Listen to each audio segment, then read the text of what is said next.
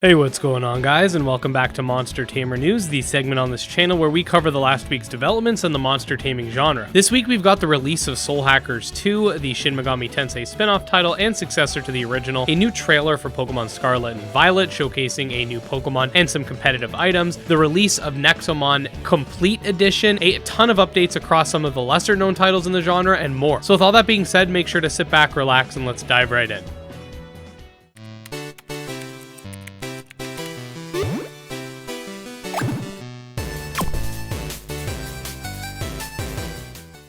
Alright, so first things first, yes, Soul Hackers 2 has released on all major platforms with the exception being Nintendo Switch, surprisingly. Especially considering the fact that Shin Megami Tensei 5 was a Switch exclusive, meaning that a large chunk of those who did buy SMT5 might not be able to play Soul Hackers 2 due to not owning one of the platforms it released on. Either way, it is now out, and I was going to stream it yesterday, but as you could probably tell from my voice, I'm getting sick once again, so I have been feeling a bit under the weather, so decided to delay that stream until maybe Tuesday or Wednesday, depending on what you guys want. Do you guys want to see me stream Soul Hackers 2? And if you have played it already, what's your take on the monster taming aspects of it so far? Let me know down below. For those that don't already know, Temtem is releasing in full access on September 6th for the PS5, Xbox Series X, Switch, and Steam. I am working on a video going over the gist of what you need to know going into Temtem and what my plans for launch are in terms of content, because there will be a lot. So stay tuned for that. But the reason I'm bringing it up this week is because the developers over at Crema recently put out an announcement stating that in preparation for the 1.0 launch, the servers will be going down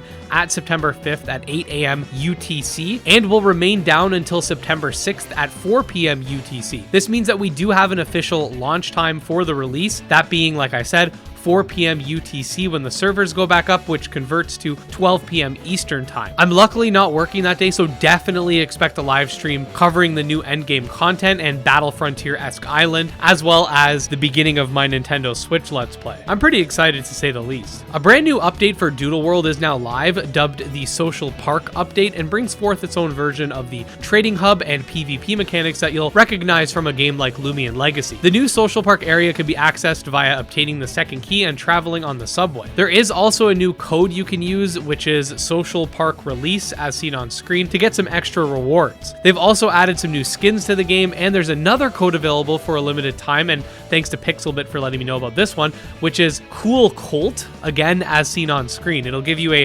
battle-ready doodle for PvP. This game updates quite frequently, which is definitely nice to see. I made a video on this yesterday, but basically Nexomon 1 and 2 Complete Edition has officially released, and with it came a short trailer that you're seeing on screen now. This is essentially a physical bundle containing both Nexomon games available for both PS4 and Nintendo Switch. There was a little bit of concern that the Abyssals DLC would not be on disc and instead would be available through a day one patch, which to some is a big deal when they buy something physical. They don't want to have to waste storage space on something like that, but I haven't been able to confirm just yet whether or not Abyssals is on disc. This collection is also not available on Xbox for whatever reason, which I could definitely see being a big disappointment for Xbox users. Anyways, all that said, if you do want to pick up the physical version while supplies last, I will leave a link to the original trailer where there's information on that in the description. Earlier this week, a brand new Pokemon Scarlet and Violet trailer dropped, which revealed a new Pokemon that totally isn't related to the legendaries, dubbed Cyclozor. Alongside this, the trailer also showcased more gameplay, which you're seeing on screen, but most notably,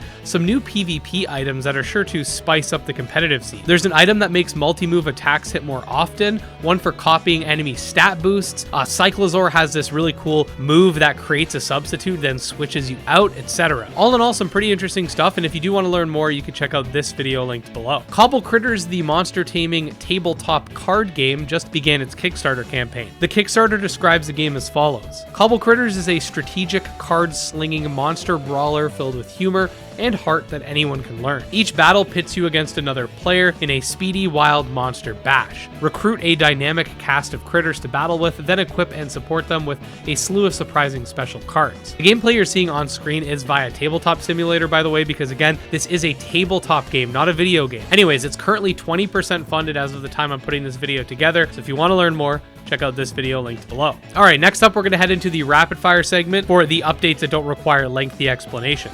First of all, Patch Quest is now officially Steam Deck verified, which is awesome. A quick heads up for Digimon Survive, that being the fact that there's a glitch that can result in the game getting locked at Chapter 10. The devs are aware of this and are working on a solution right now. We've got a new update to the Kindred Fates Alpha, which brings forth some quality of life improvements, which you can see on screen. We've got a brand new monster for Tales of Tenerio. A new monster for Cassette Beast was just revealed. A new Zokai for Zokai Prism Edition. A new Anaton for Anatons. Some new mons for Trails of Sunder. Here we get to see a new wooded area for Pry Into the Void. We have a new area for Mythcaller, the Nightmare Shaman. Here we see the Disc Cafe and Disc Creatures, where you can sort of heal up your team. A new overworld encounter for Nanokin. And finally, last but not least, the Drugimon dev has confirmed that the game will have shinies, but in this case, they're called Awakened Gene Druggies. And yeah, there you go, guys. Another solid week overall. Again, I do apologize for my voice. The last few months have been really rough on me in terms of just respiratory stuff. I was really sick with the flu. Then a month later, I got COVID. And then every few weeks, I keep getting sick with different bugs. I don't know exactly what's going on, but it's kind of annoying. And I have a chest scan planned, so I'm going to be doing that probably next week. And hopefully everything's good. I'll keep you guys updated either way. That said, if you are a fan of monster taming games, definitely subscribe to this channel because I put out new monster taming videos every single day, whether or not I'm dying. I also